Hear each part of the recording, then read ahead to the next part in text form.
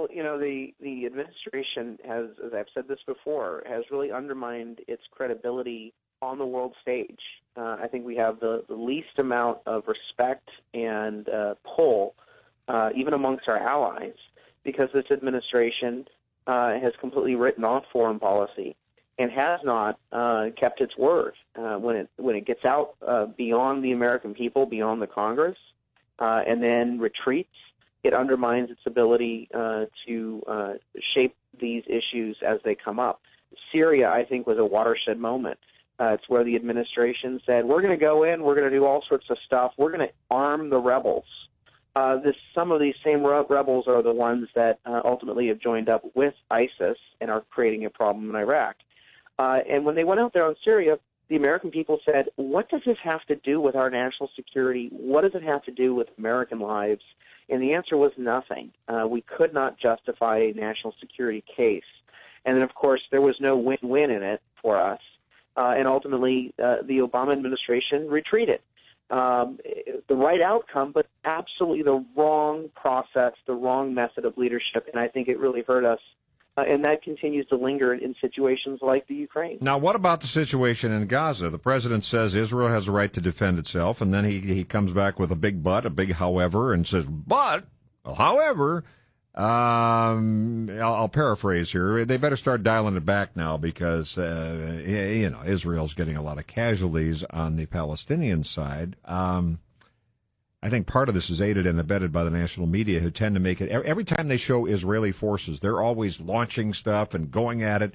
The victims are all on the Palestinian side. So you see a skewed view, but maybe the president does get his briefings from CNN, as he said recently, So what do you think? He actually went farther than dial it back. Yesterday, he came out with an incoherent statement. Not a good sign of leadership. Take a damn position, Mr. President. He came out and he said, they should be able to defend themselves, but I want them to immediately leave Gaza, and we need an immediate ceasefire. Saudi Arabia, Egypt, the allies in the Middle East, the United States and Israel agreed to a ceasefire a week ago, but Hamas would not honor that.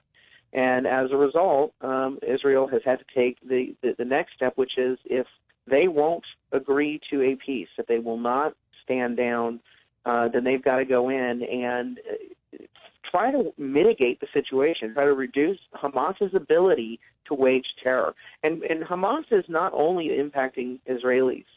Because of their actions to turn down the path of terror, they are putting Palestinians in harm's way as well.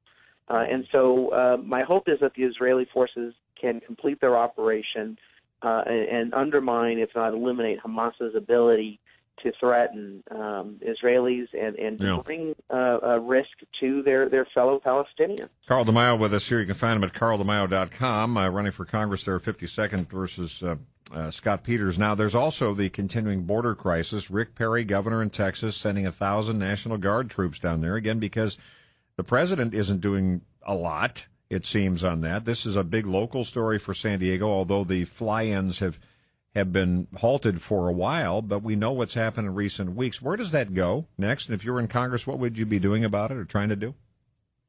Same thing that I think we should have been doing all along, border security. You have to secure the border first. I was giving a speech yesterday, and I used the Wheel of Fortune analogy. In order to solve the puzzle of the immigration crisis in this country, both illegal immigration and the flood of refugees, and you have to start with border security. Border security is the RSTLNE. Those are the letters that you're automatically given to solve a puzzle, and then you get to add a couple letters in addition to that. We have to insist that the Congress and the administration commit and accomplish the secure border policy first before we go on and talk about any other changes. Some of those other changes are needed in immigration policy, and they can help improve how we manage immigrants. But at the end of the day, if you don't have a secure border, none of it will really matter, because you will continue to have a flood of illegal immigrants. You'll continue to have very sad tragedies like what's happening with the flood of refugees. And we have to focus on the root cause of our immigration challenges, and that is the lack of a secure border. Carl DeMaio with us here, the Mark Larson Show, KCVQ. I got to ask you about this, because when you're in city council and when you're running for mayor and so forth, this whole issue of water and the Metropolitan Water District and all the PR shenanigans that they do to make it appear that it's all our fault, as opposed to the people who should have been planning for storage and so forth over the years. But now it's getting more serious. We're facing these fines and the squeal on your neighbor stuff that'll be coming after you get past August 1st. Jerry Brown last night signed a bill that allows neighbors to, homeowners associations be damned, to be able to let the yards go brown and, all of that. So here we go. And of course, a lot of the rhetoric, I heard somebody the other day say, if this drought continues for another 10 years, I mean, it's all the extreme. I've lived in California long enough to know we go in cycles. We're in an arid landscape, and, once in a while we get enough rain to want to build an ark. So what do you make of the new, tougher restrictions that are coming? Because I can't see any good coming out of the rat on your neighbor kind of thing that would come out of this with the incentives. Can you? Well, there's a complete incoherency in the current policies. First, if you in the city of San Diego, if you save water, you're paying more.